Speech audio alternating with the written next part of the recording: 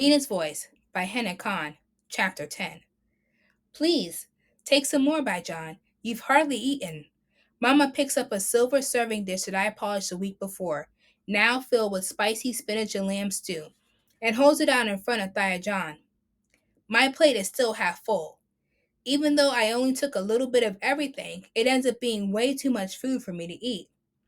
Not only is there stew, but also curry chicken, lentils, rice with vegetables, naan, salad, and yogurt sauce. The spread looks like what Mama puts out for a full fledged dinner party, even though the guests are missing.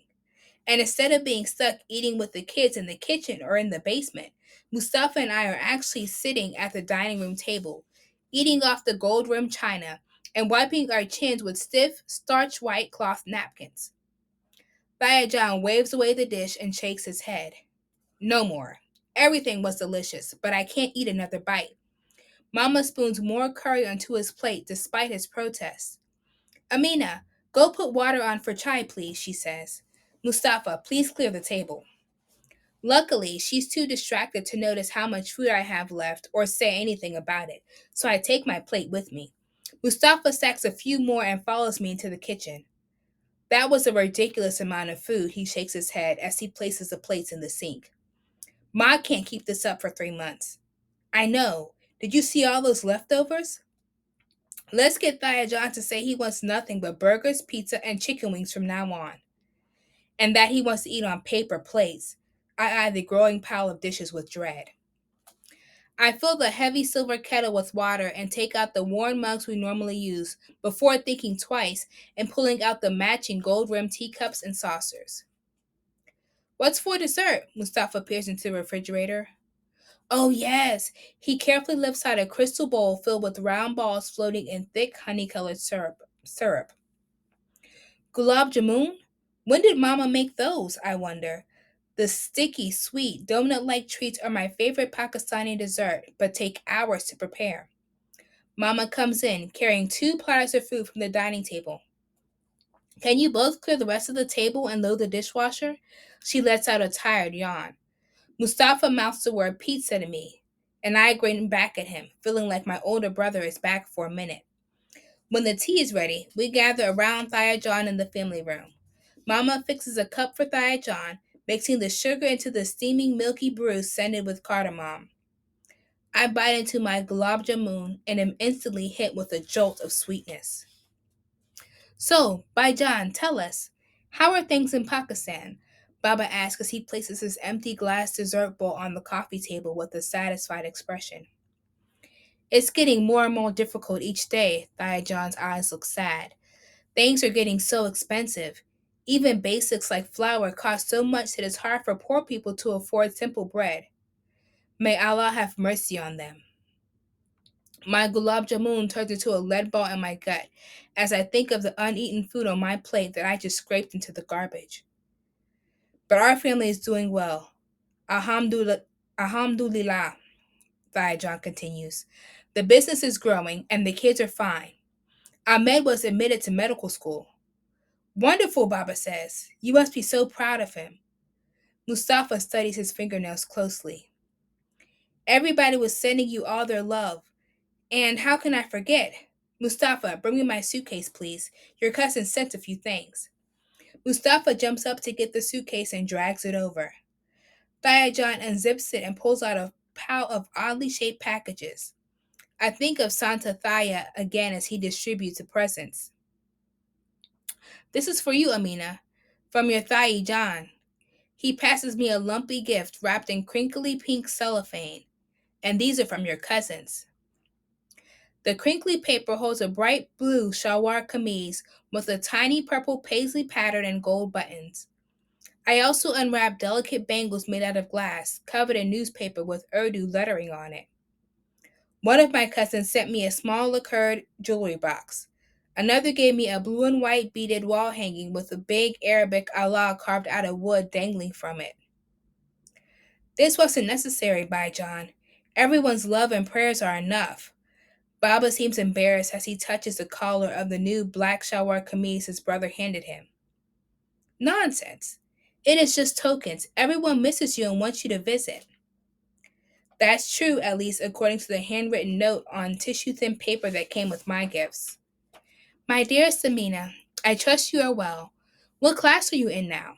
When will you visit us? It has been a long time.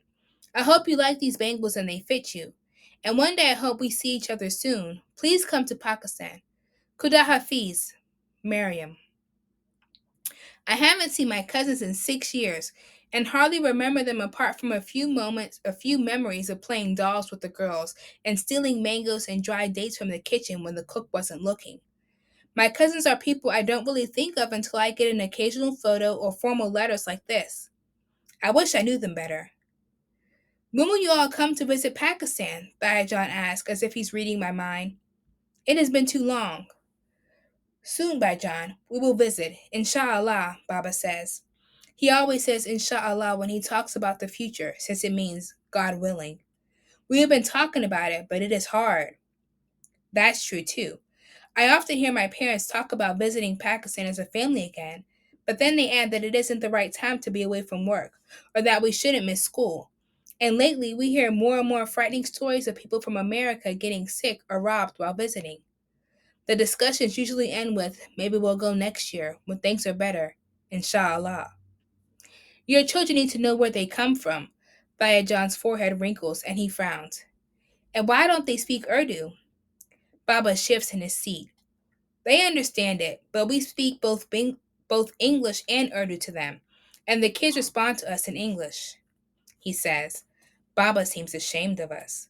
I suddenly wish Urdu didn't jumble in my head and come out all wrong.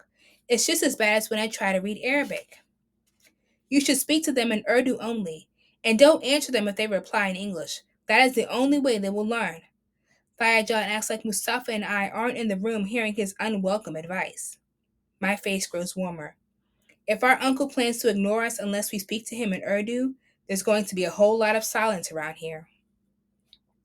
Well, we've been focusing more on their Arabic study than their Urdu, Mama says. You should hear them recite the Quran. No, you really shouldn't. Mashallah, that's good. Bayajan appears somewhat pacified. And Baijan, Baba adds, the kids are going to be in a recitation competition at the Islamic Center. We hoped you would help them prepare. Yes, of course I'll help them. My heart sinks as my chances of getting out of the competition shrink more than before. But I don't get to think about it for long as the sound of the adhan plays from the moss-shaped clock in the den, filling the air with the call for the day's last prayer. We all get up to prepare. I grab my favorite scarf while Mustafa spreads out colorful prayer rugs over the carpet.